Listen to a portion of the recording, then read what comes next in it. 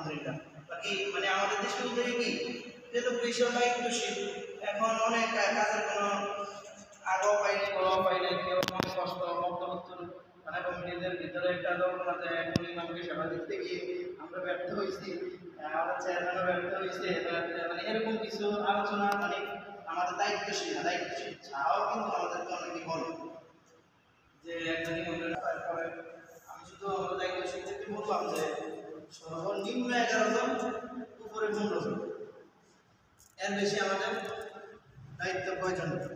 আমরা বছর আমাদের জেলা সংবিধানে কিন্তু বিগত গত বছরে আমরা সংবিধান করেছি একটা রেস্টুরেন্ট। এই বছর কিন্তু আমরা মূলত কেন্দ্র থেকে ঘোষণা আসছে যে জেলা কমিটিতে ছিল 101 জন, আমাদের ছিল 71 জন। গত বছর জেলা কমিটিতে 71 জন ছিল। এই বছর মাত্র যারা কাজ করবে সদস্য হিসেবে থাকো, দায়িত্ব হিসেবে যেহেতু সময় দিতে পারে না। আর সবচেয়ে বড় বিষয় হচ্ছে এইখানে যারা উপস্থিত বিভিন্ন সময় থাকতে পারে, কারণ শানে সাহাবা জাতীয় জ্যোতি ফাউন্ডেশন তো সব মাসলাকের আলেমদেরকে নিয়ে কাজ করে। এমন কোনো একটা ব্যক্তি নেই মামা আমার চাঁদপুর জেলায় বলতে পারবে না যে উনি মনে হয় অন্য মাসলাকে দেখে আমরা সেবা দিই। এরকম বলতে পারে, এরকম বলার মতো দুঃসাহস কোনো ইমামের এখনো হয়নি। যাদেরকে সেবা দিয়েছি বিভিন্ন আমাদের মূলত যে আজকে যাদেরকে দেখতেছেন যারা ওনারাই বেশিরভাগ সেবা দিয়েছে, কিন্তু ওনাদেরকেও জিজ্ঞেস করবেন যে আপনারা সেবা দিয়েছেন, আপনারা কোন লাইনে সেবা দিয়েছেন, আপনারা কি শুধুমাত্র কমি মাদ্রাসার ওলামা কেরাম এরকম হইলে থেকে সেবা দেন না, এরকম না। আমরা সব আলেমদেরকে নিয়ে যেহেতু কাজ করি, আমাদের সদস্য দায়িত্বশীল আমাদের অল্প প্রয়োজন, বেশি প্রয়োজন নাই।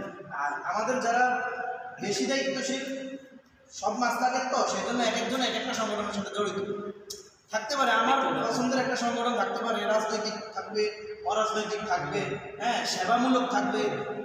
একটা যারা আলেম রয়েছে দূর থেকে এসে খেদমত করে, এরা দেখবেন মাস শেষ বাড়ির মসজিদও দিন আমরা বেতন দেওয়া।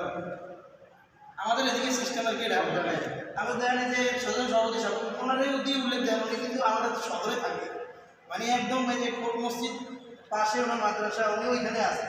ওনাকে হয়তো মাস শেষে হিসাব করলে একটা রুলস ধরলে জিজ্ঞেস করা হবে যে আপনি কয় জায়গায় চাঁদা দেন, মানে কালেকশন দেয় চাঁদা। এটা যদিও একটু কঠোর ভাষা, মানে হাতিয়া কয় জায়গায় দেন উনি হিসাব করে বলবো আমার বাড়িতে একটা বক্তব্য আছে, দেওয়া লাগে 200 টাকা, মসজিদে দেওয়া লাগে মশাবের 500 টাকা।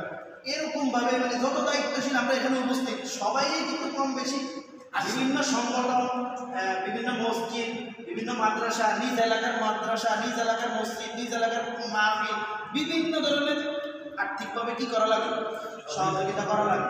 আর এগুলো করা কিন্তু আমাদেরই দায়িত্ব।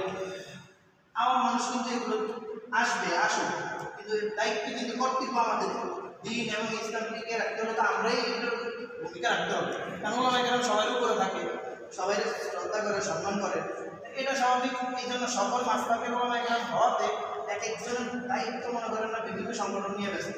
এই জন্য আমরা চাই আমাদের কাজের ফর্মুলাও কিন্তু কমিয়ে দিয়েছি। গত বছর তো আমরা গণহারে ইমামদেরকে প্রচুর পরিমাণে সেবা দিচ্ছি, কিন্তু ইমামরা আমাদের কোনো খোঁজখবর হয়।